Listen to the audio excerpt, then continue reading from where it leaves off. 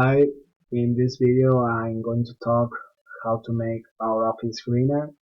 So I'm going to give you two suggestions which from point of view are the best to get it.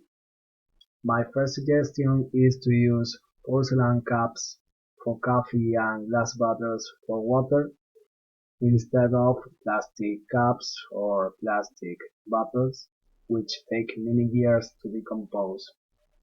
However, using porcelain cups and glass bottles, we can use them more than once and in this way not to contaminate.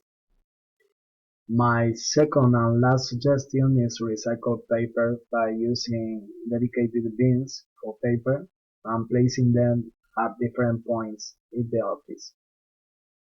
When they are full, they will be thrown into paper container and will be recycled. So, to conclude, if we do these suggestions, our planet will thank us.